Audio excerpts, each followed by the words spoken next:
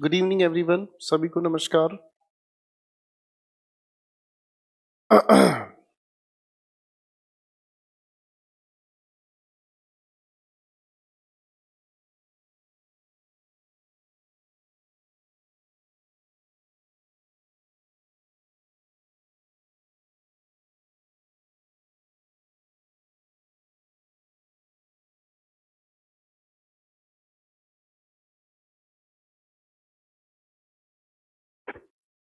सभी लोगों को नमस्कार।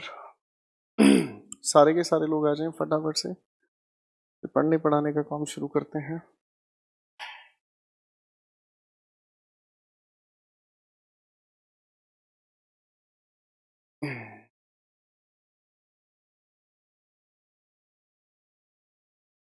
Good evening, good evening, good evening. सारे आ जाओ भाई फटाफट से, फिर नई बातें शुरू करनी है।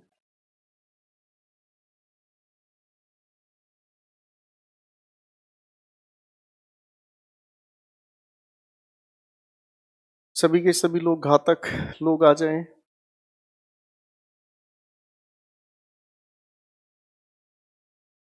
सारे क्वेश्चंस बनेंगे बेटा, डोंट वरी अबाउट दैट। ऐसा तो हो ही नहीं सकता जो इंसान पढ़ने की कोशिश करे उसके क्वेश्चंस ना बने, किसी भी तरीके से नहीं बन सकते।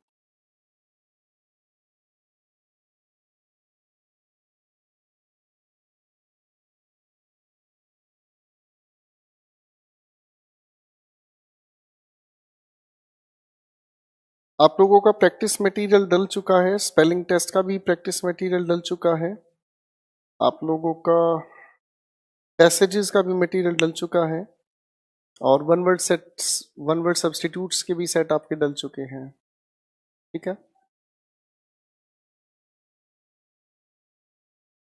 हाँ भाई, तो सभी घातक लोग हाजिर हो गए हैं।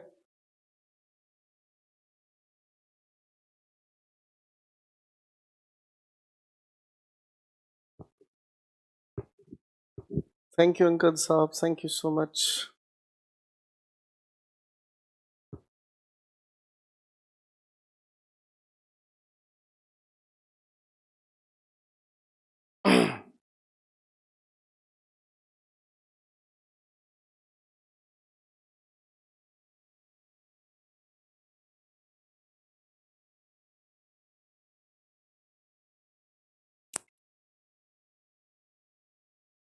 चलिए सर जरा कमेंट्स हटाएं, फिर पढ़ने का काम शुरू करते हैं। लेडीज एंड जेंटलमैन, आप लोगों के सारे ग्रामर सेशन में सबसे इंपॉर्टेंट टॉपिक पर अब हम लोग मिलकर काम करना शुरू करेंगे। और कई सारे लोगों की गुजारिश थी इस टॉपिक को सबसे पहले समझने की, तो वो टॉपिक बेसिकली सबसे पहले क्यों नहीं पढ़ाया जाता, उस बात की थोड़ी सी हम लोग वजह को समझने का प्रयास करेंगे। And if I am not mistaken ladies and gentleman, ये टॉपिक अपने आप में बहुत खूबसूरत है, और इसकी खूबसूरती कहाँ छिपी हुई है वो चीज़ें अब आपके सामने आएंगी। बेसिकली इस टॉपिक के अगर नाम की मैं बात करता हूँ तो इसे हम लोग कहने की कोशिश करते हैं वर्ब एडवांस। अगर इस टॉपिक की हम बात करें तो इसे हम लोग कहते हैं वर्ब एडवांस। सबसे पहली बात तो इस वर्ब के साथ एडवांस क्यों हम लोगों ने जोड़ा, इसकी भी वजह है, थोड़ा ध्यान से समझने का प्रयास करेंगे। एक एक चीज को मैं रिलेटिवली जोड़ता हुआ जाऊंगा, और जितना आप ध्यान से सुनने समझने का प्रयास करेंगे उतना फायदा आप लोगों को मिलेगा। फाइन। और अफसोस होता है मुझे इन लोगों के लिए जो पहले दिन वर्ब पढ़ाने की कोशिश करते हैं और इस पूरे के पूरे टॉपिक की जो खूबसूरती है वो पूरी तरीके से बर्बाद करते हैं। खैर, किसी की कमी या किसी के अच्छाई से क्या लेना देना, आप सीख रहे हैं, मैं सिखा रहा हूं। चलिए महफिल शुरू करते हैं। सबसे पहली बात तो इस वर्ब की अगर हम बात करते हैं तो वर्ब एक एक्शन डिनोट करने वाले शब्द का काम है, और इस वर्ब को हम लोगों ने कई तरीके से कई जगह पर कई बार हम लोगों ने सुना है, समझा है। देखो बच्चों, सबसे पहली बात अगर हम इस वर्ब की बात करें तो सबसे पहले हम लोगों ने इस वर्ब को समझने की कोशिश की है एक नाम से जिसे हम कहते हैं प्राइमरी वर्ब्स। क्या नाम दिया भाई? Primary verbs. प्राइमरी वर्ब्स की अगर हम बात करने की कोशिश करें तो ये तीन ही होती हैं। एक हमने कहा बी, एक हमने कहा डू, और एक हमने कहा हैव। और तीनों के आधार पर हम लोग टेंस की रचना करते हैं। इन तीनों के आधार पर हम लोग टेंस की रचना करते हैं। ठीक है जी। हम इन्हीं के आधार पर टेंस को समझने समझाने का प्रयास करते हैं। फाइन, कोई भी टेंस आप बनाओ तो इन्हीं तीनों के आधार पर आप खेल को रचते हैं। ठीक है जी। जैसे अगर आपने एक सेंटेंस कहा Rahul is reading a book, अब अगर इस लिखे हुए सेंटेंस को आप समझने की कोशिश करें,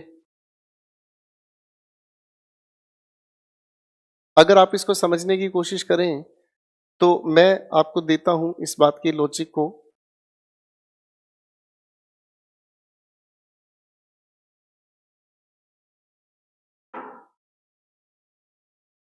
ठीक है, तो इस लिखे हुए सेंटेंस में ये रहा आपके सामने लिखे हुए सेंटेंस का सब्जेक्ट, ये रहा आपके सामने लिखी हुई हेल्पिंग वर्ब, और ये हेल्पिंग वर्ब निकल कर आई है बी से। ये रही आप लोगों की मेन वर्ब और ये लिखा ऑब्जेक्ट। ठीक, तो प्राइमरी वर्ब्स वो वर्ब्स होती हैं जो टेंस के दौरान हेल्पिंग वर्ब बनाने का काम करती हैं। ये तो ही हमारी पहली बात। अब मुझे आपको इसी से रिलेटेड एक दूसरी बात से मिलाना है। टेंस आप लोगों ने पढ़ा है या पढ़ना बाकी है, तो उसमें हम इस चीज को डेलिबरेटली समझने का काम करेंगे। फिर एक दूसरी चीज आती है बच्चों जिसे हम कहते हैं मेन वर्ब। मेन वर्ब एक ऐसी वर्ब हुई जो एक्शन को रिप्रेजेंट करती है। मेन वर्ब एक ऐसी वर्ब हुई जो एक्शन को रिप्रेजेंट करती है, और इसके 5 अलग अलग पैटर्न्स हैं। First form, second form, third form. First form of verb के साथ हम जोड़ते हैं एस या फिर ईएस, और हम लोग जोड़ने का काम करते हैं इसी के बाद आईएनजी। जैसे अगर हम इस लिखे हुए सेंटेंस में मेन वर्ब की बात करते हैं तो V1 के साथ जुड़ा ये आईएनजी बेसिकली ये मेन वर्ब है। ठीक है बच्चों, ये हुआ हमारे पास दूसरा टाइप।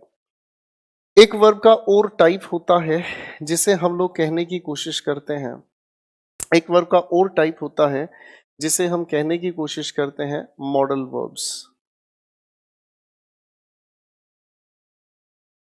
इसके नाम को थोड़ा ध्यान से समझने की कोशिश करें। ये हुई हमारी मॉडल वर्ब्स। बेसिकली ये हमारे मूड को रिप्रेजेंट करती हैं। मूड को रिप्रेजेंट करने वाली जो वर्ब्स हैं ये मूड को कैसे रिप्रेजेंट करती हैं, एक बार थोड़ा ध्यान से सुनने समझने का प्रयास करें। मूड को रिप्रेजेंट करने वाली 3 वर्ब्स हुई, एक हुआ नीड, एक हमने इसी के साथ जोड़ने का काम किया डेयर, और एक हम लोगों ने कहने की कोशिश की यूज्ड टू। क्या कहा बच्चों? नीड, डेयर, और एक हमने कहा यूज्ड टू। अगर हम इसके आधार को समझने की कोशिश करें तो इसके छोटे छोटे रूप बट जाते हैं। जैसे अगर मैं कहने की कोशिश करूं I need not by a book. ठीक है जी, तो यहाँ पर ये एक ऐसी वर्ब है जो हमारे मूड को रिफ्लेक्ट करती है। फाइन, कि मुझे किताब खरीदने की जरूरत नहीं है, यानी कि इस लिखे हुए सेंटेंस को अगर हम समझें तो ये एक मूड को रिफ्लेक्ट करती है। ठीक है जी, ये हमारी मॉडल वर्ब्स हैं, इन्हीं को हम मॉडल एक्सलरीज भी कहते हैं। बेसिकली इसको लेकर हम लोग एक अलग टॉपिक का भी जिक्र करते हैं। एक अगली वर्ब आती है जिसे हम लोग कहने की कोशिश करते हैं linking verb.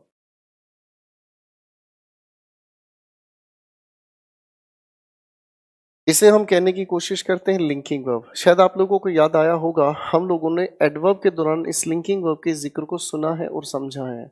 Linking verb basically होती क्या है, मैं छोटे से स्ट्रक्चर से आपको याद दिलाना चाहूंगा। हम लोग किसी भी लिखे हुए सेंटेंस में जब सब्जेक्ट लिखते हैं, सब्जेक्ट के बाद लिंकिंग वर्ब लिखने के बाद हम लोग लिखने की कोशिश करते हैं सब्जेक्ट कॉम्प्लीमेंट। ये छोटी सी रिवीजन है सारी की सारी बातचीत की। सब्जेक्ट कॉम्प्लीमेंट, ठीक है, और मुझे याद है कि सब्जेक्ट के लिंकिंग वर्ब के लिखने के बाद जो सब्जेक्ट कॉम्प्लीमेंट है वो सब्जेक्ट कॉम्प्लीमेंट या तो अपने आप में नाउन है या फिर वो अपने आप में एडजेक्टिव है। या तो वो नाउन है और या फिर वो एडजेक्टिव है जो सब्जेक्ट के बारे में बताता है। इस लिंकिंग वर्ब का जिक्र हम लोगों ने मिलकर समझने का प्रयास किया एडवर्ब के दौरान। क्लियर है मेरे बच्चों? ठीक है, ये वर्ब के टाइप्स हम लोगों ने कहाँ कहाँ पढ़ने हैं या पढ़े हैं, ये चीज हम लोगों के जिक्र में आती है। फिर एक अगली बातचीत आती है भाईजान, जिसे हम लोग एक अगली कैटेगरी से जोड़ने की कोशिश करते हैं, और इसे हम लोग कहने की कोशिश करते हैं रेगुलर वर्ब्स। रेगुलर वर्ब्स हमारी वो वर्ब्स हुई जिनके हम मेन वर्ब की तरीके से अगर हम काम करते हैं तो आप इसकी सेकंड और थर्ड फॉर्म जब बनाने की कोशिश करते हैं। जैसे अगर मैं एक छोटी सी वर्ब की बात करता हूं,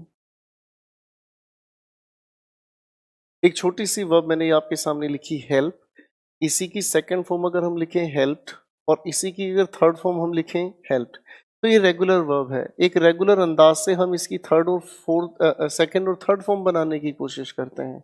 ठीक, रेगुलर वर्ब्स कहलाती हैं। इसी वर्ब की और कैटेगरी हम बनाने की कोशिश करें तो इसे हम लोग कहने की कोशिश करते हैं इरेगुलर वर्ब्स।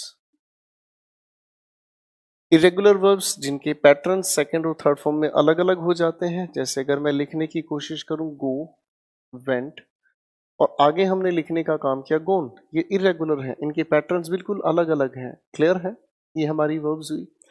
आगे अगर हम समझने की कोशिश करें तो वर्ब के एक और कैटेगरी आती है जिसे हम लोग नाम से जानते हैं ट्रांजिटिव, और हम इसी के एक और नाम से जानते हैं इंट्रांजिटिव।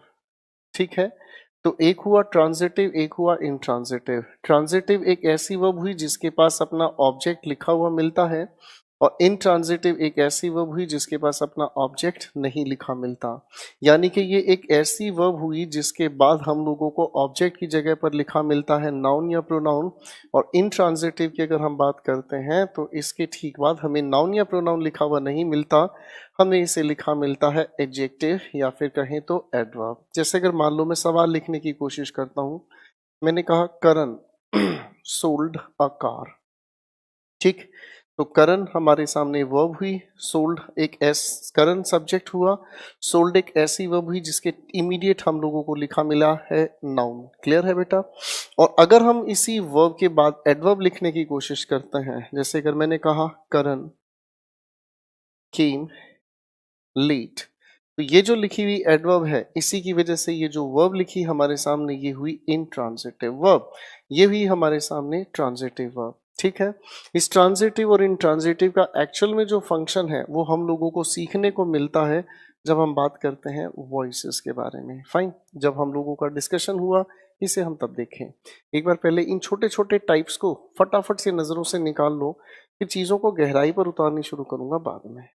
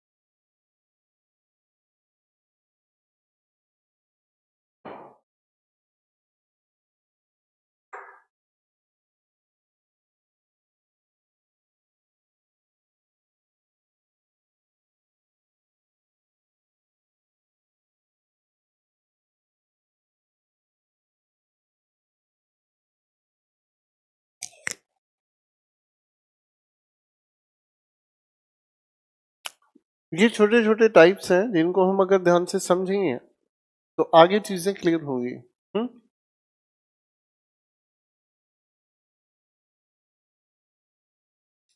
परीक्षा में इनसे सवाल कुछ भी नहीं आता। ठीक है ना, परीक्षा में इनकी पहचान भी नहीं आती। ये तो आपके वर्ब्स के टाइप हैं जिनका अलग अलग जगह पर हम लोगों का जिक्र हम लोगों ने कहीं ना कहीं पढ़ा है या पढ़ने वाले हैं। ठीक है भाई, इसके बाद एक आती है हमारे पास जिसे हम लोग कहते हैं रिफ्लेक्सिव वर्ब। रिफ्लेक्सिव वर्ब एक ऐसी वर्ब हुई भाईजान जिसके ठीक बाद हम लोग लिखे हुए ऑब्जेक्ट के नाम पर यूज करते हैं सेल्फ या सेल्व्स, और इसी को हम लोग शायद रिफ्लेक्सिव प्रोनाउन के नाम से जानते थे। कुछ याद आया बच्चों? हमने रिफ्लेक्सिव प्रोनाउन पढ़ा था आज से हजारों साल पहले है। चलो एक एग्जाम्पल लेकर चल लेते हैं। अगर मैं कहने की कोशिश करता हूं, मान लो एक सवाल, Mansi enjoyed in the party. अब अगर इस लिखे हुए सवाल पर मैं काम करना चाहूं तो सर मानसी इंजॉयड, इस लिखे हुए सेंटेंस के पास अपना ऑब्जेक्ट तो है नहीं, इसलिए इस डूअर के मुताबिक हम लोगों को यहाँ रिफ्लेक्शन क्रिएट करना पड़ा और ये हुआ हरसेल्फ। इस चीज का जिक्र हम लोगों ने प्रोनाउंस के दौरान पढ़ा है, शायद उसे हम रिफ्लेक्सिव प्रोनाउन के नाम से जानते हैं। ठीक है भाई, ये भी हमारा पढ़ा हुआ दायरा है। एक अगली कैटेगरी की वर्ब हमारे सामने आती है बच्चों जिसे हम लोग कहते हैं हैपनिंग वर्ब्स।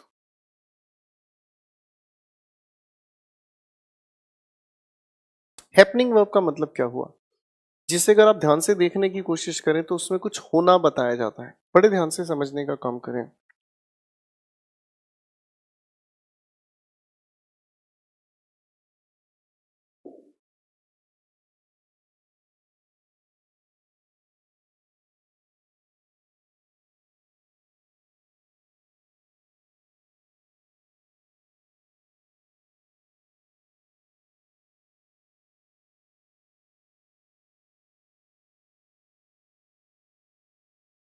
मैंने आपके सामने 4 सेंटेंसेस लिखे, चारों के चारों सेंटेंसेस को पढ़ें भाई।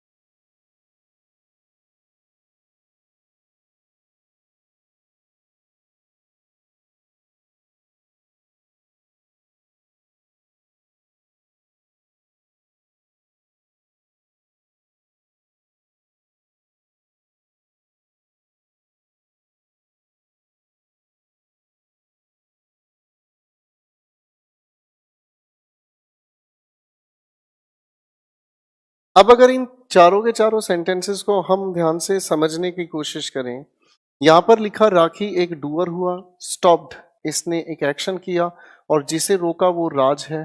ठीक है बच्चों, यानी कि ये तो हमारे सामने एक तरह की ट्रांजिटिव वर्ब हुई, इसमें कोई दिक्कत नहीं।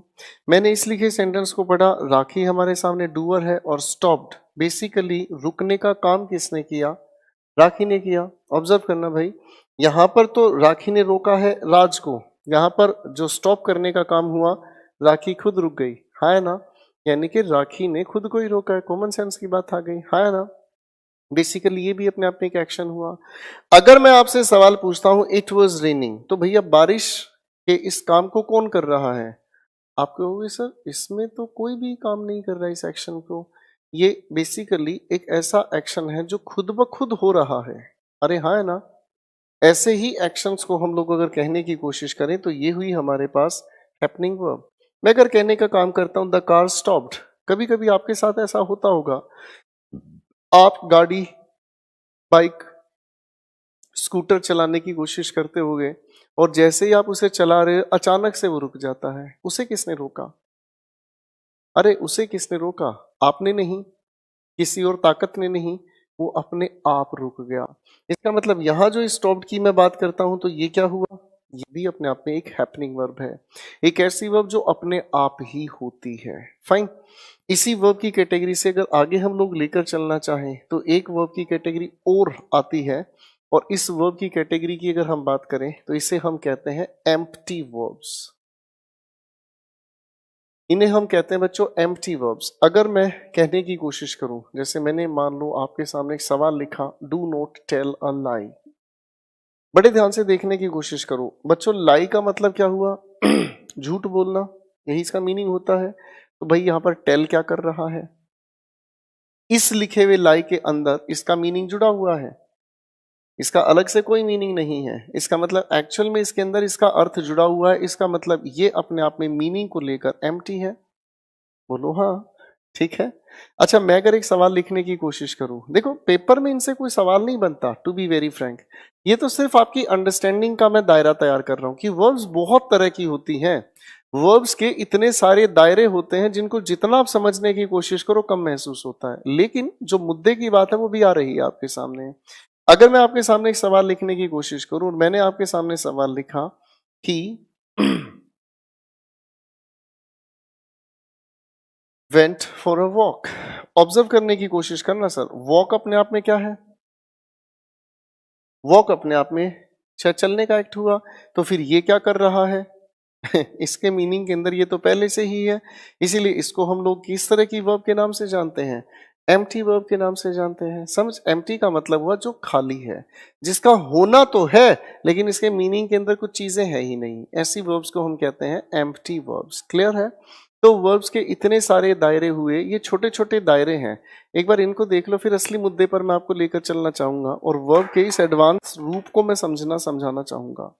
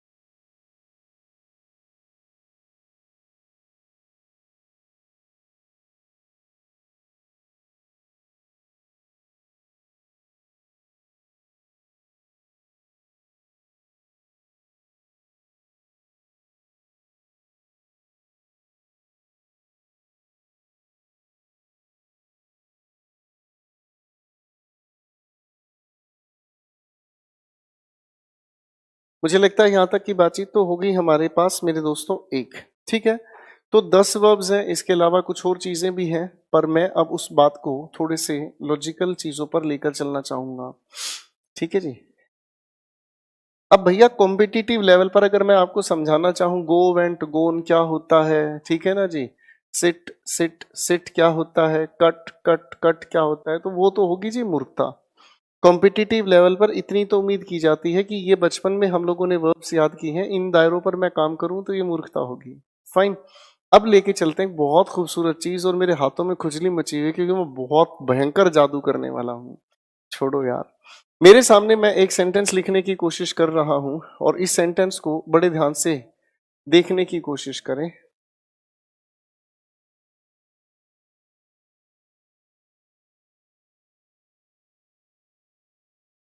मैंने आपके सामने एक सेंटेंस लिखा, ठीक है भाई, मैंने आपके सामने एक छोटा सा सेंटेंस लिखा।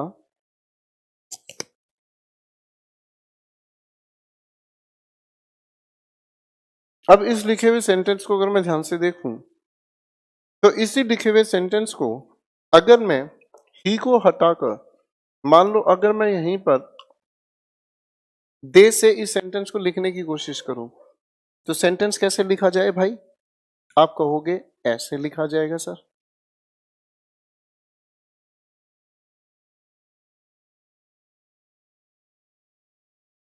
अच्छा भाई, अगर मान लो इसी लिखे हुए सेंटेंस को मैं लिखने की कोशिश करूं पास्ट इंडेफिनेट में, तो कैसे लिखोगे भाई? आप कहोगे सर ऐसे लिखेंगे जैसे आप लिख रहे हो, और क्या लिखेंगे?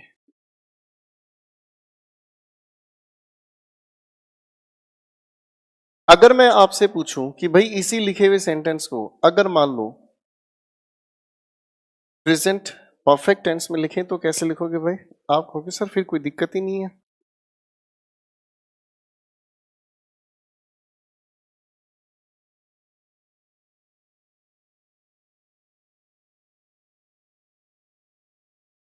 मैं अगर इसी लिखे हुए सेंटेंस को मान लो लिखने की कोशिश करूं फ्यूचर कॉन्टिन्यूअस से, तो कैसे लिखा जाए?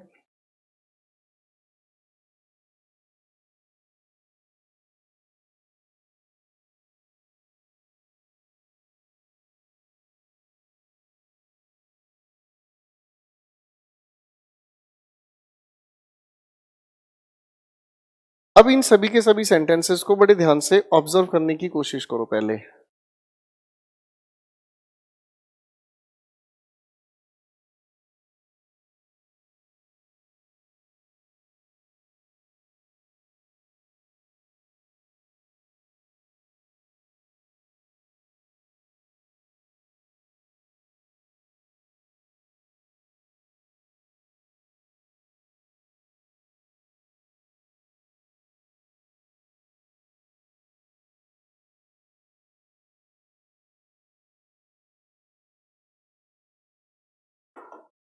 चलिए मेरे भाई, अब इन सभी के सभी लिखे हुए सेंटेंसेस में जो हमने एक्सपेरिमेंट किया है उससे पर्पस क्या सॉल्व हुआ, आओ थोड़ा सा ध्यान से समझते हैं।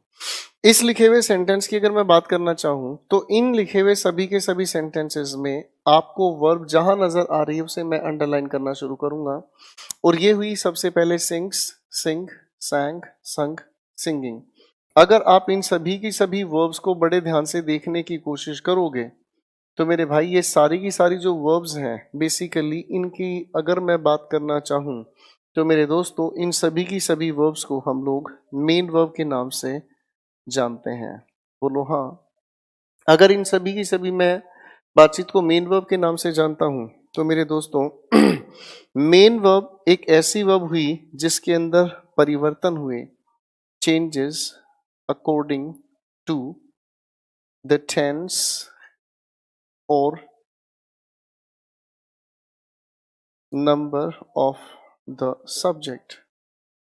बड़े ध्यान से देखने की कोशिश करो। मेन वर्ब एक ऐसी वर्ब हुई जिसके अंदर परिवर्तन हुए और इसके अंदर परिवर्तन होने की दो वजह हैं। एक वजह तो हुई इसके अंदर टेंस का परिवर्तन और दूसरा हुआ नंबर ऑफ सब्जेक्ट। आप ध्यान से देखें, ही से बदलकर हम दे पर पहुंचते ही सिंग्स को छोड़कर सिंग लिखा, पास्ट इंडेफिनेट होते ही सैंग हुआ, परफेक्ट टेंस होते ही संग हुआ, कॉन्टिन्यूस होते ही सिंगिंग हुआ। अरे हाँ ना, इसके अंदर परिवर्तन आ रहे हैं।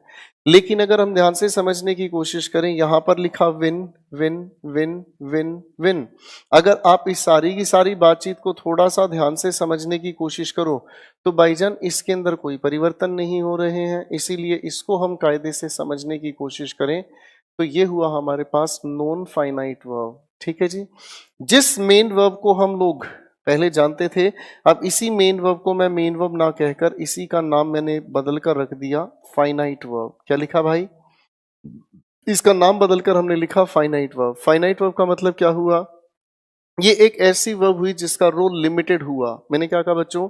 जिसका रोल लिमिटेड हुआ। इसका रोल लिमिटेड होने का क्या आधार हुआ? एक तो समझ आता है टेंस और एक हमने समझा नंबर ऑफ सब्जेक्ट। बोलो हाँ। जब हम वर्ब के पैटर्न को या जब हम वर्ब को लिमिट कर देते हैं दो चीजों की वजह से, एक हुआ हमारा टेंस और एक हुआ हमारा नंबर, ये हुई हमारी फाइनाइट वर्ब। इसी फाइनाइट वर्ब को पहले मेन वर्ब के नाम से जानते थे, लेकिन जिसके ऊपर टेंस और नंबर का फर्क नहीं पड़ता उसे हम कहते हैं नॉन फाइनाइट वर्ब। तो नॉन फाइनाइट वर्ब एक ऐसी वर्ब हुई डज नॉट चेंज, जो बदलती नहीं है अकॉर्डिंग टू टेंस, और दूसरी बात अगर मैं कहूं तो नंबर ऑफ सब्जेक्ट। ठीक है बच्चों, तो पहले एक बार इसे ध्यान से देखो, फिर चीजों को आगे बढ़ाना शुरू करूंगा मैं।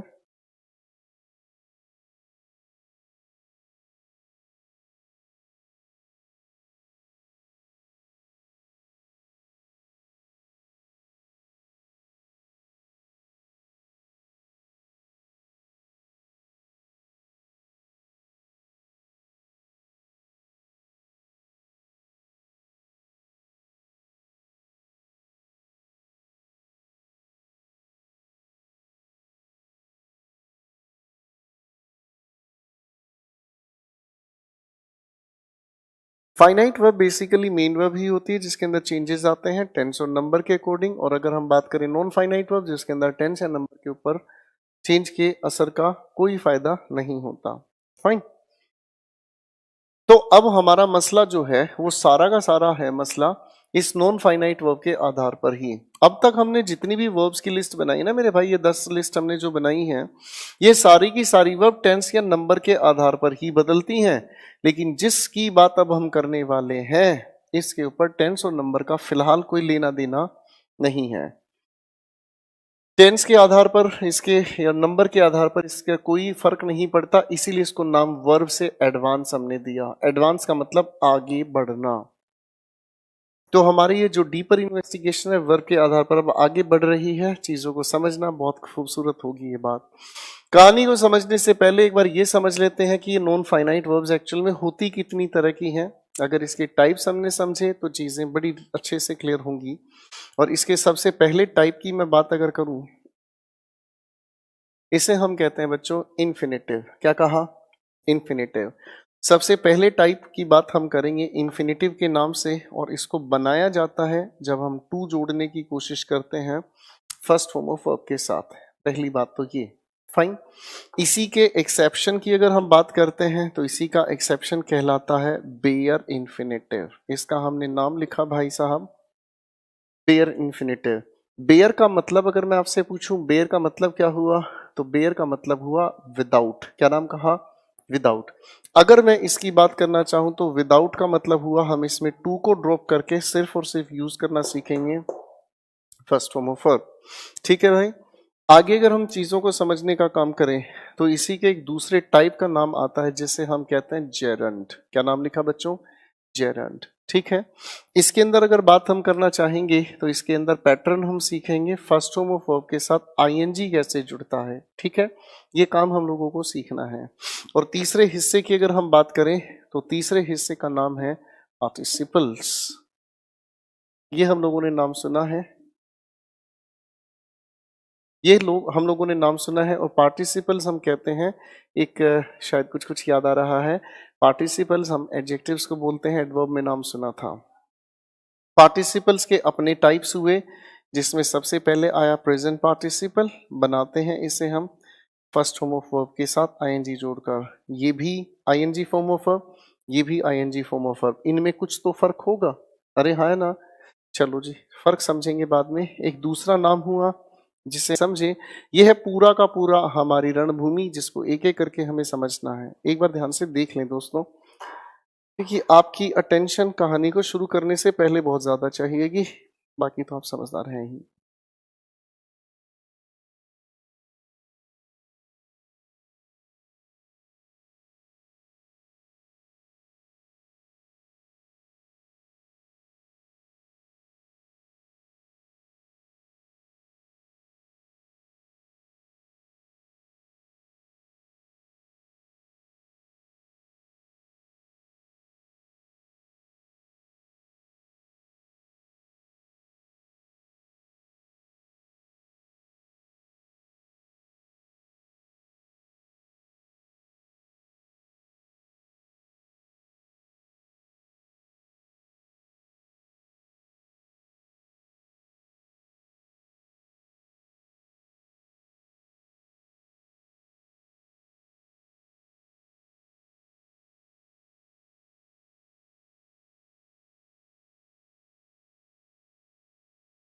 चलिए मेरे भाई, थोड़ी सी बात को शुरू करना चाहेंगे हम और खेल शुरू करते हैं इन्फिनेटिव्स का।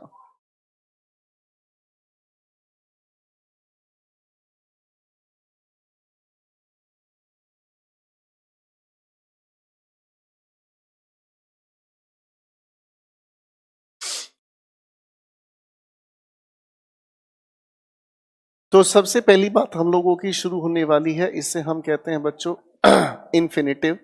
और इन्फिनेटिव के अगर कायदे को हम समझने का प्रयास करें तो इन्फिनेटिव एक बहुत प्यारी चीज हुई।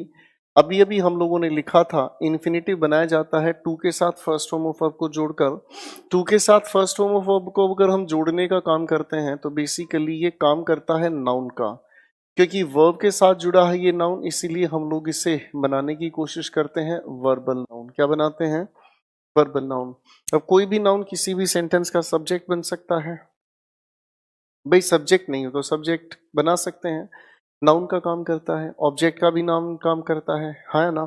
आ जाओ इस बात को समझने का प्रयास करते हैं। मैं अगर कहूं टू स्मोक इज इंजूरियस, ठीक। अगर मैं सवाल पूछूं आप लोगों से व्हाट इज इंजूरियस, सभी को पता है व्हाट का आंसर नाउन देता है, यानी कि नाउन बनाने की कोशिश हुई टू के साथ फर्स्ट फॉर्म ऑफ वर्ब ने, हाँ ना। तो इसमें कोई नई बात नहीं है, ठीक है।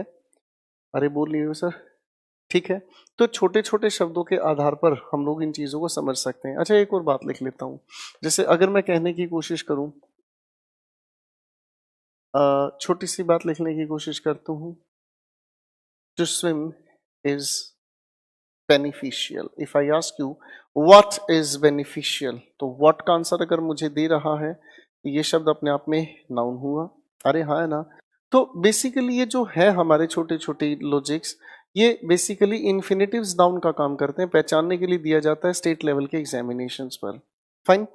अच्छा भाई, ये तो छोटी सी बात थी, इस पे परेशान होने की आवश्यकता नहीं है। अब सवाल क्या है उसे समझने की कोशिश करते हैं। पहले मैं आधारभूत चीजों को तैयार कर देता हूं, फिर क्वेश्चंस पर लेकर चलता हूं। मैंने आपके सामने एक सेंटेंस लिखा, I want to write a poem. इस लिखे हुए सेंटेंस को जरा आप जरा पढ़कर देखें।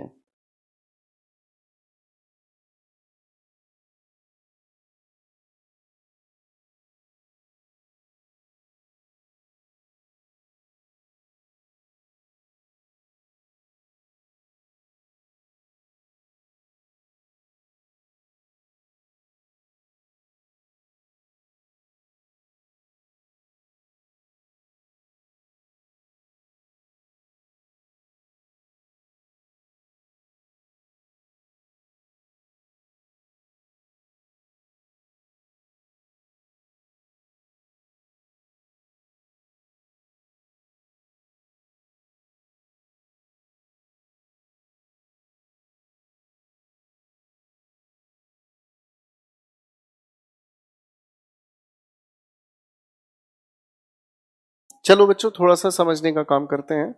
इस लिखे हुए आई को अगर मैं देखूं तो ये सेंटेंस का सब्जेक्ट है। वांट अपने आप में एक फाइनाइट वर्ब है, ठीक। इसे मैं देखता हूं तो ये हुई हमारे पास एक नॉन फाइनाइट वर्ब, और इसी की बात अगर मैं आगे बढ़ाता हूं तो ये हुआ ऑब्जेक्ट। ये टॉपिक बहुत आराम आराम से मैं लेकर इसलिए चल रहा हूं क्योंकि जितना आराम से इसे समझा जाएगा उतना ही प्यारा ये लगेगा। फाइन। और इसके अंदर कोई शॉर्टकट नहीं होता, ये धीरे धीरे धीरे धीरे इंटरेस्टिंग लगना शुरू होगा। शुरुआत में बड़ा अजीब लगेगा क्योंकि इससे पहले हमने कभी इसको सीखने समझने का प्रयास नहीं किया, टू बी वेरी फ्रैंक। बचपन में कहीं ना कहीं हम लोगों ने टेंस पढ़े हैं। अरे भैया, कुछ लोगों ने तो कई बार पढ़े हैं, इसलिए टेंस को एक ही स्ट्रोक में आप लोगों को समझने समझाने में मुझे दिक्कत नहीं आई। कहीं ना कहीं और भी टॉपिक्स हमने पढ़े हैं, लेकिन इस मामले में आप कच्चे रह गए क्योंकि ये कभी पढ़ाया नहीं गया। तो बहुत आराम से आपका पिकअप मेंटेन कराऊंगा जी, बड़े ध्यान से सीखने की कोशिश करें। और हो सकता है शुरुआत में घबराहट भी हो, क्या फर्क पड़ता है, मुझे सिखाना है, चलते रहोगे तो इससे अच्छा टॉपिक नहीं लगेगा। This is my assurance. Preposition को लोग क्या समझते थे? सच सच सोच के देखना मेरे भाई, जब प्रेपोजिशन आप लोगों ने मेरे साथ मिलकर पढ़ा तो क्या दिमाग के तोते नहीं उड़े? दिमाग घूम गया होगा, यार ये तो कभी सोचा ही नहीं था। हम तो आज तक यही सोच रहे थे, इनका मतलब अंदर, इनटू का मतलब और अंदर, और तेरी की जय हो। तो ये भयंकर अंदाज नहीं चलते सर अपने, तो बिल्कुल सीधा लॉजिक है। धीरे धीरे मेरी जिंदगी में आना, आय हाय हाय हाय मास्टर तेरी जय हो। इस लिखे हुए सेंटेंस में ये हमारा सब्जेक्ट हुआ मेरे बच्चों, ये लिखा हमारे पास फाइनाइट वर्ब हुई, और ये लिखी नॉन फाइनाइट वर्ब, और आगे लिखा है ये ऑब्जेक्ट।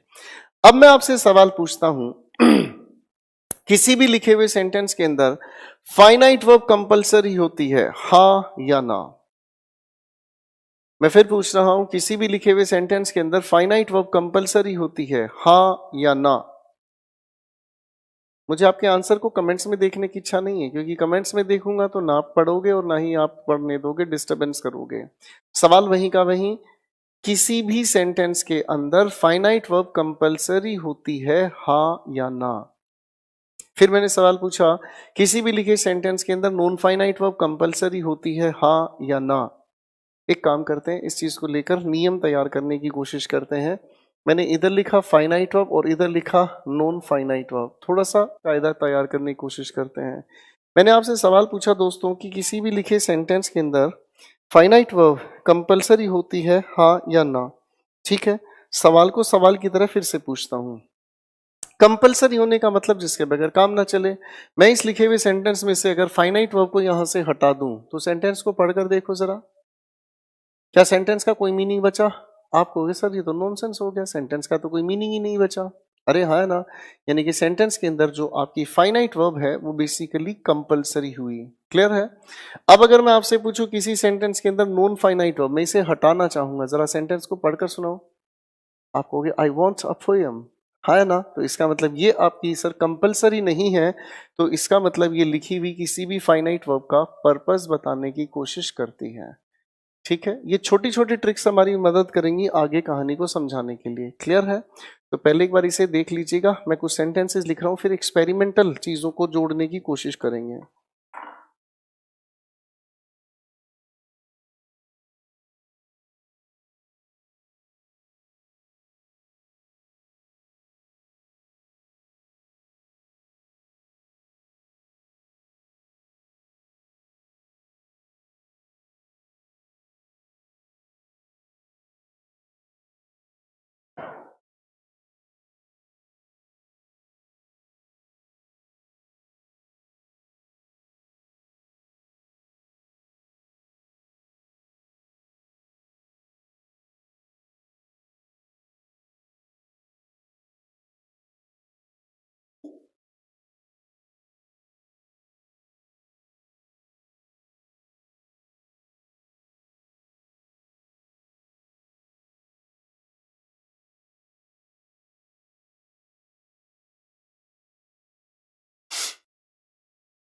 मैंने आपके सामने 2 सेंटेंसेस लिखे हैं, बड़े ध्यान से इनको देखने की कोशिश करें।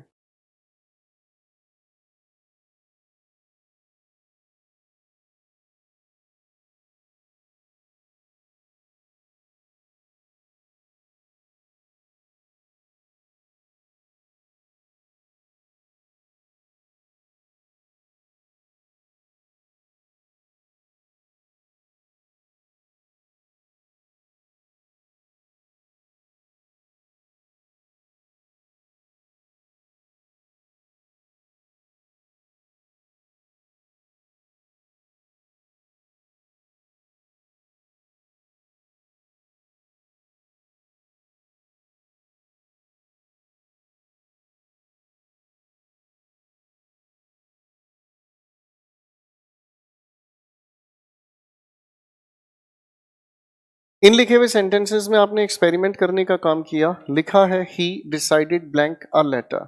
अगर ही की मैं बात करता हूं तो ये लिखे हुए सेंटेंस का सब्जेक्ट हुआ। डिसाइडेड अगर मैं कहने की कोशिश करता हूं तो डिसाइडेड फाइनाइट वर्ब हुआ। ये जो भी लिखोगे आप नॉन फाइनाइट वर्ब हुई। अब सवाल ये उठता है ही डिसाइडेड, तो आगे क्या चुनना है आप लोगों को, ये बताओ सर। डिसाइडेड के बाद इन चारों चॉइसेस में से क्या जचाओगे? आप कहोगे सर डिसाइडेड के बाद हमें ये जच रहा है। ठीक है भाई, अरे हाँ है ना। सेंटेंस नंबर 2 की मैं बात करता हूं। लिखा है माई फ्रेंड, ये हमारे सेंटेंस का सब्जेक्ट है। अग्रीड हमारे सामने सेंटेंस में लिखा हुआ फाइनाइट वर्ब है। आगे जो हम लोग लिखेंगे वो नॉन फाइनाइट वर्ब हुई। अब मैं अगर आपसे सवाल पूछता हूं माई फ्रेंड अग्रीड, आगे इस अग्री के बाद क्या चुनोगे आप इन सभी में से? हो सकता है कुछ बच्चे पहुंच गए हैं सही डायरेक्शन पे और कहते हैं सर 2 पे जच रहा है। मैं इन्हीं लिखे हुए सेंटेंसेस में एक्सपेरिमेंट करने की कोशिश करता हूं और डिसाइडेड को हटाकर मैं इसी फाइनाइट वर्ब की जगह लिख रहा हूं स्टॉप्ड। तो इन सभी चॉइसेस में से किसे मार्क करेंगे? आपकी चॉइस बदल गई और आपकी चॉइस आ गई राइटिंग पर। बोलो हाँ। मैं सवाल नंबर 2 पर काम करता हूं। लिखा है my friend agreed blank bill. अगर इस अग्रीड को हटाकर, अगर इस अग्रीड को हटाकर और मैं यहां पर लिखने की कोशिश करता हूं अवॉइडेड, तो आपकी चॉइस क्या बदल गई? तो सेंटेंस को पढ़ते वक्त आप लोगों की चॉइस आ गई किस शब्द पर? पेइंग पर। अरे बोलो हाँ। अब लॉजिक को ध्यान से समझना। अगर लिखे हुए सेंटेंस में डिसाइडेड हमने लिखा तो आने वाली वर्ब नॉन फाइनाइट हमने चुनी टू राइट। जैसे ही डिसाइडेड की जगह मैंने लिखा स्टॉप्ड, तो आने वाली नॉन फाइनाइट वर्ब की जगह हमने लिखा राइटिंग। अरे हाँ है ना।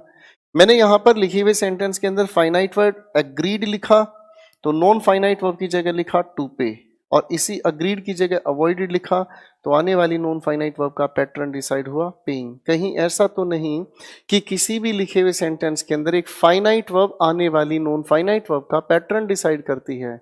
यही तो सवाल पहला हुआ कि अगर मैं कहूं कि किसी भी फाइनाइट वर्ब को आप ध्यान से देखोगे तो आने वाली नॉन फाइनाइट वर्ब का पैटर्न डिसाइड करती है एक फाइनाइट वर्ब। ठीक है, और यहीं से हमारा पहला सवाल तैयार होता है। इसकी मैं बातचीत करूंगा अब आपके सामने। मैं यहां लिख रहा हूं इस क्वेश्चन को। The following finite verbs are followed by 2 plus V1। इसका असली नाम आप लोग जानते हैं, इंफिनिटिव। कुछ ऐसी वर्ब हैं जिनके बाद अगर कोई भी वर्ब हम लिखते हैं तो वो सभी की सभी वर्ब बेसिकली इन्फिनेटिव के रूप में ही आती हैं। ऐसी वर्ब की मैं लिस्ट बनाने की कोशिश करूंगा। Want, decide, prefer, choose, seem, would, like, would, love, would, hate. इनमें से भी आप लेना चाहें तो ले सकते हैं। Agree, suggest, order, command, advice, manage, etcetera. बच्चों एक बार इसको थोड़ा सा ध्यान से देखने की कोशिश करो, फिर मैं कुछ क्वेश्चंस पर आपको लेकर आना चाहूंगा।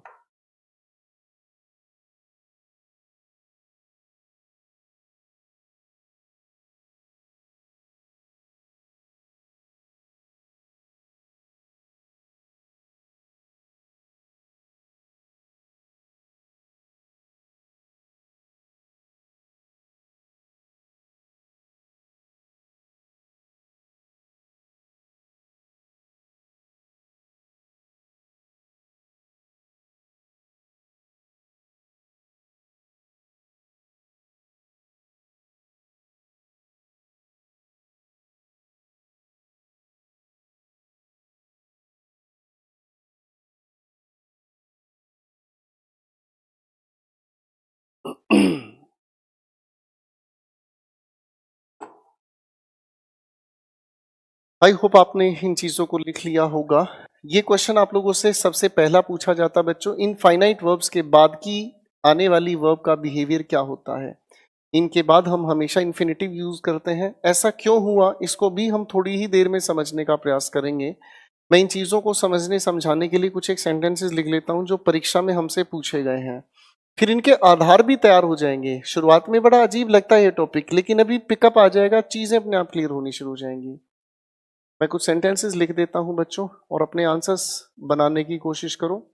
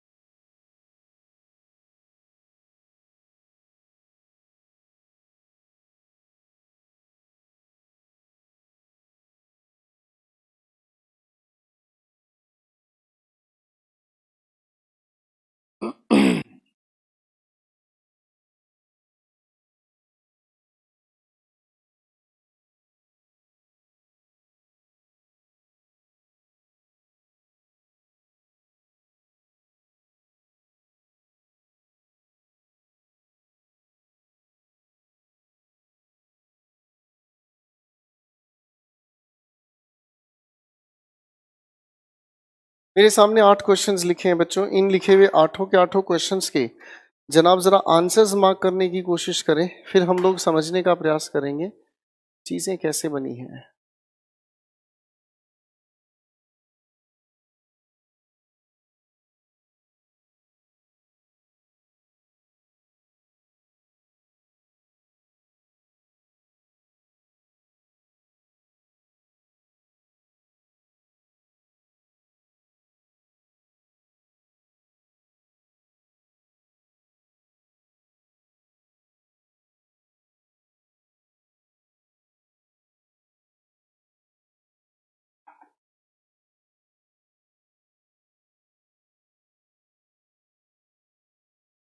ये शुरुआत है और जितना मेरे साथ मिलकर समझने की कोशिश करोगे उतनी चीजें मजेदार लगेंगी।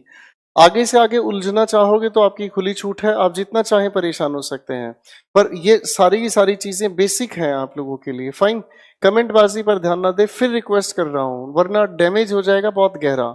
और याद रखना बच्चों, जो स्टूडेंट्स टॉप रैंक निकालते हैं वो दो टॉपिक पर बहुत अच्छा काम करते हैं, एक एडवर्ब और एक आपका वर्ब एडवांस। दो चीजों पर बहुत अच्छा काम करते हैं, इस बात को गहनता से समझ लीजिएगा। खैर, क्वेश्चन नंबर 1 पर काम करना शुरू करते हैं। राहुल मैनेज्ड।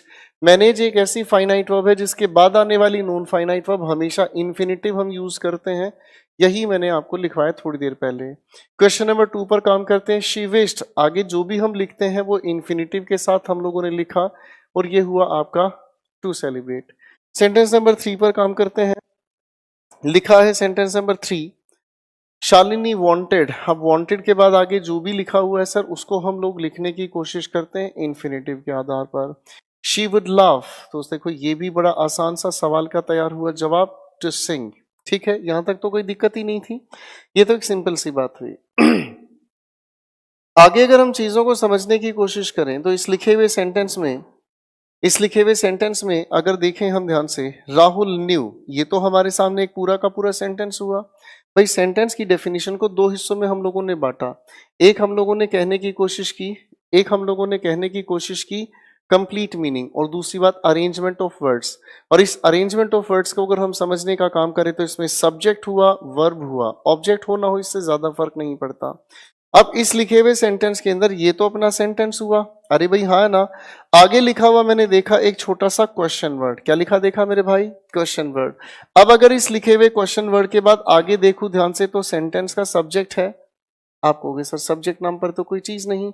अब अगर सब्जेक्ट नाम पर कोई भी चीज नहीं तो जो भी वर्ब है उसी को हम सब्जेक्ट बनाने की कोशिश करेंगे, यानी कि उसी के साथ हमने जोड़ दिया 2+V1। क्लियर हो गई बातचीत। क्वेश्चन वर्ड के बाद सब्जेक्ट अगर लिखा नहीं मिले तो जो भी वर्ब है उसको हम इन्फिनेटिव में ही यूज करते हैं। एक बार फिर ट्राई करते हैं। लिखे हुए सेंटेंस को ध्यान से देखें, शी एक्सप्लेन्ड, यहां तक आपका पूरा सेंटेंस तैयार हुआ। यहां तक आपका पूरा का पूरा सेंटेंस तैयार हुआ। ठीक है, आगे अगर हम समझने की कोशिश करें तो हमारे सामने लिखा हुआ यहां तक पूरा सेंटेंस हुआ। ये लिखा हमारे सामने क्वेश्चन वर्ड के बाद सब्जेक्ट लिखा है। आप कहोगे सर सब्जेक्ट तो नहीं लिखा। अब अगर सब्जेक्ट नहीं लिखा तो जो भी हमारे पास वर्ब है उसको इन्फिनेटिव में आप लोग कन्वर्ट करते हैं। क्लियर है। अरे भाई हाँ है ना, यहां से एक ट्रिक तैयार हो गई कि हमारे सामने लिखे हुए सेंटेंस के बीच अगर मुझे लिखा मिलता है क्वेश्चन वर्ड, इसी क्वेश्चन वर्ड के बाद अगर हमें सब्जेक्ट लिखा नहीं मिलता तो जो भी वर्ब है हम उसको इन्फिनेटिव में कन्वर्ट करते हैं। ठीक है बेटा, इन्फिनेटिव में कन्वर्ट करते हैं। क्लियर है। अगले क्वेश्चन पर काम करते हैं। यहां से लेकर यहां तक लिखा हमारे पास सेंटेंस एक है। यहां तक तो हमारे पास लिखा हुआ सेंटेंस एक है। आगे अगर हम चलने का काम करें तो ये लिखा मेरे पास क्वेश्चन वर्ड, आगे लिखा हुआ कोई सब्जेक्ट नजर नहीं आया तो जो भी वर्ब लिखी उसके साथ हमने टू को जोड़ने का काम किया। क्वेश्चन नेक्स्ट पर काम करते हैं। लिखा शी डिमोन्स्ट्रेटेड, ये हमारे सामने लिखा हुआ पूरा सेंटेंस। व्हाट की अगर मैं बात करता हूं तो ये लिखा क्वेश्चन वर्ड के बाद लिखा सेंटेंस का सब्जेक्ट। अरे वाह वाह वाह वाह, मिल गया हमें सब्जेक्ट, है ना। अब अगर ये लिखा मुझे मिलता है सेंटेंस का सब्जेक्ट तो मेरे दोस्तों मेरे साथियों ये चीज हम जानते हैं, सेंटेंस की डेफिनेशन कंप्लीट मीनिंग। एक हमने कहा कंप्लीट मीनिंग और दूसरी बात हम लोगों ने कहने की कोशिश की अरेंजमेंट ऑफ वर्ड्स। और इस अरेंजमेंट ऑफ वर्ड्स में सबसे पहले सब्जेक्ट, वर्ब और ऑब्जेक्ट, और ये सब्जेक्ट के बाद आने वाली वर्ब फाइनाइट वर्ब कहलाती है। अब फाइनाइट वर्ब के मुताबिक इसके अंदर हम आंसर को फिल करेंगे। तो फाइनाइट वर्ब डिसाइड करने की बात है। सेंटेंस पढ़ना शुरू किया, शी डिमोन्स्ट्रेटेड, बात पास्ट की है तो अगर ये पास्ट की है तो पास्ट के अकॉर्डिंग पास्ट से हमें यहां पर लिखने की कोशिश करनी, शी हैड डन। ठीक है बच्चों, एक बार इन सभी की सभी बातचीत को थोड़ा ध्यान से देखने की कोशिश करें।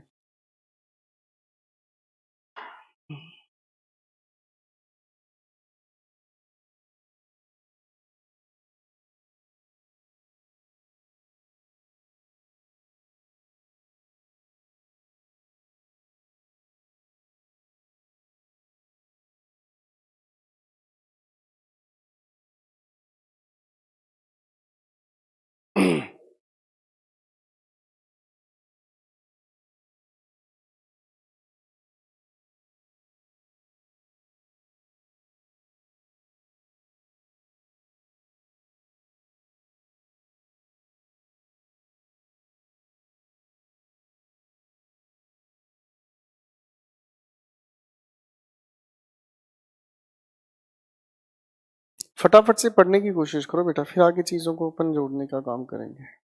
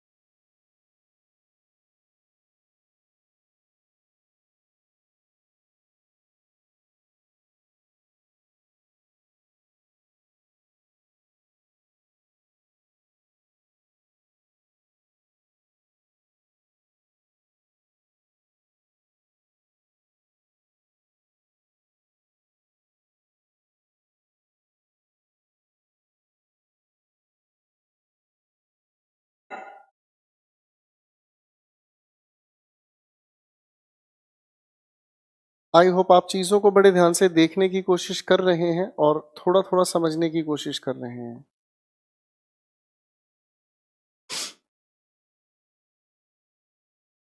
चलिए मेरे भाई, इन्फिनिटिव्स की बातचीत तो हुई हमारी यहां तक सीमित, फाइन।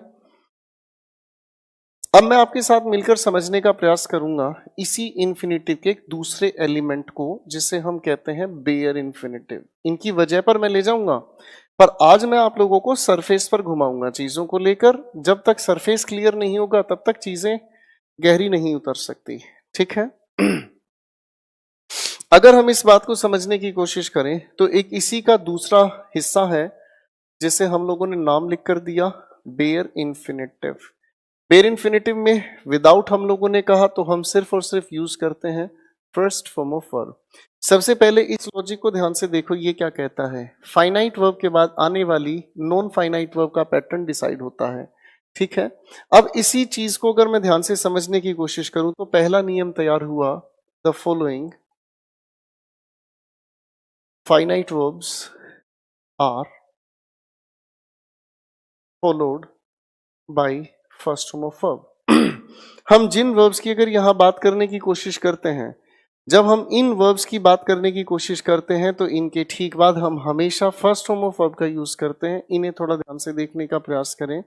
सबसे पहले लिखा see, watch, notice, hear, help, make, let, bid. ये बेसिकली 8 वर्ब्स हैं। मेरे साथ एक बार मिलकर बोलने की कोशिश करें, मेरे साथ एक बार इन्हें देखने समझने की कोशिश करें।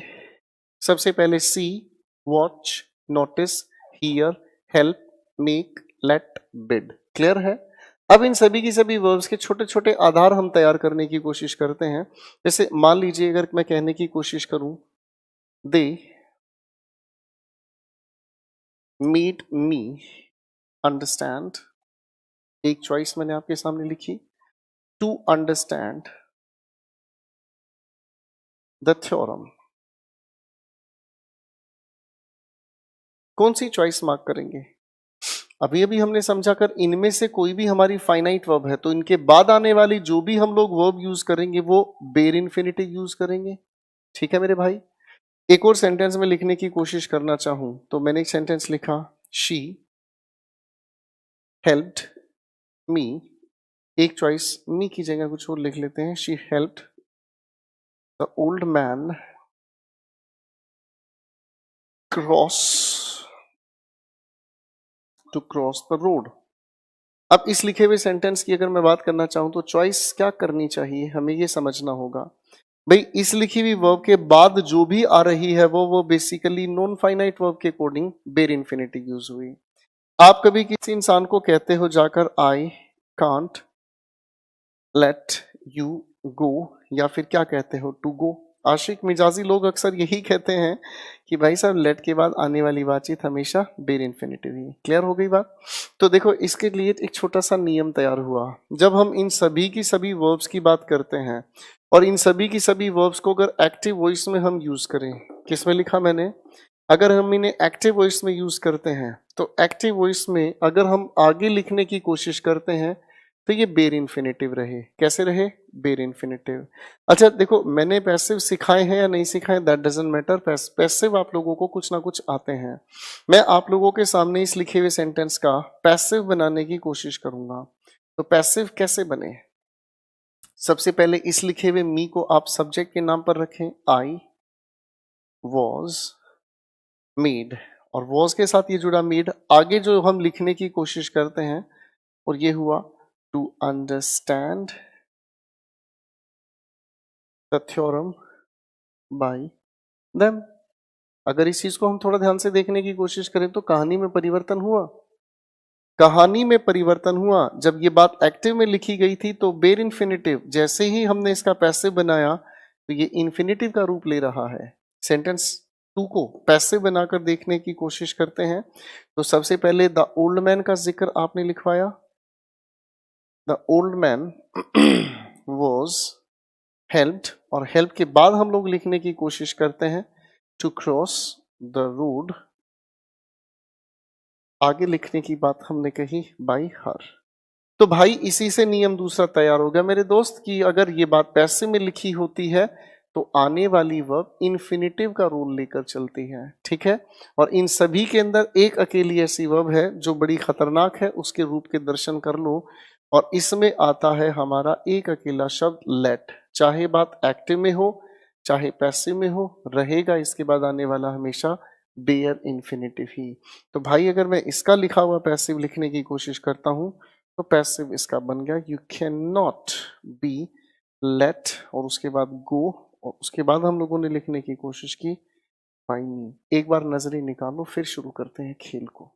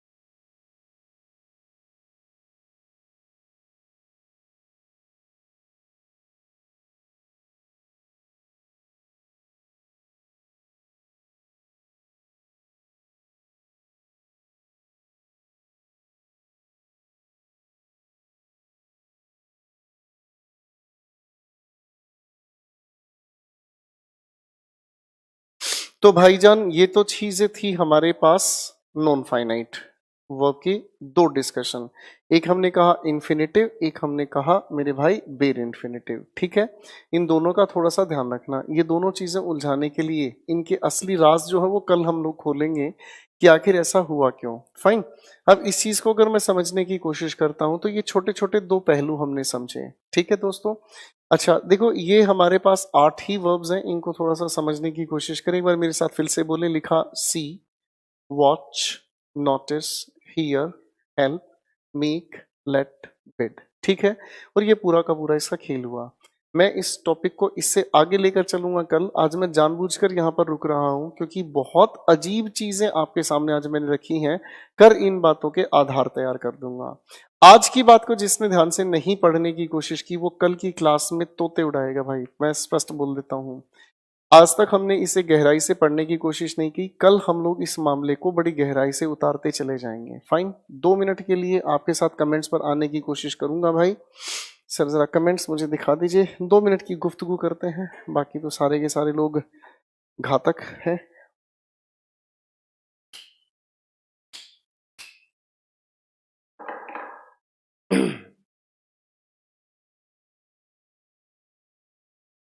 मुदित साहब मैं किसी टीचर के बारे में कुछ नहीं बोलूंगा सर, हर किसी टीचर का अपना पढ़ाने का अंदाज है, वो भी सम्माननीय शिक्षक हैं।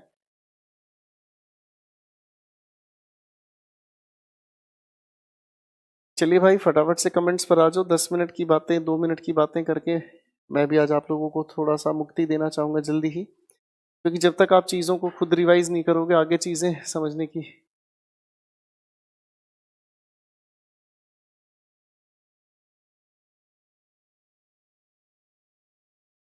Thank you Vasudev ji.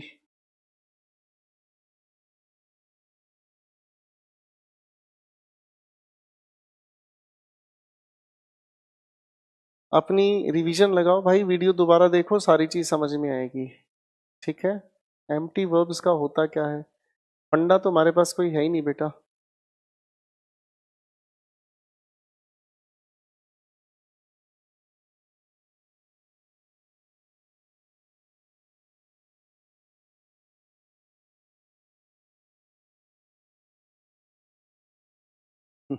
Thank you Akhilesh.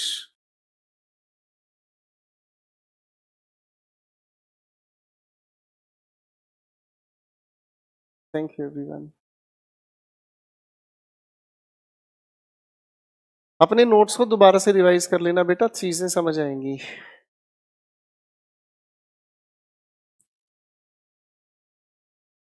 Thank you Lalit.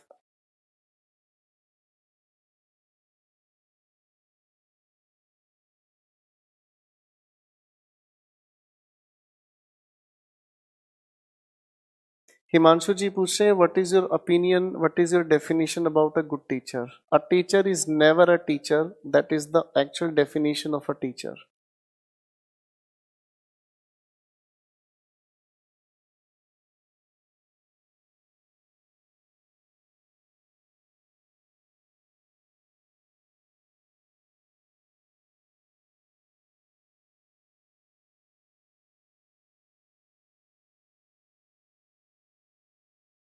Thank you everyone.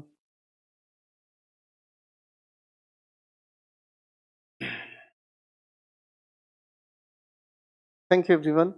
दोस्तों आप लोगों से रिक्वेस्ट है, प्लीज आप लोग सभी की सभी चीजों को अच्छे से रिवाइज करें, क्योंकि जो हम कल करने वाले हैं वो बहुत गहरी चीजें होंगी। यहाँ तक की बात मैं यहीं पर रोकना चाहूंगा। आज के लिए इतना ही। Good night, love you all, take care, bless you.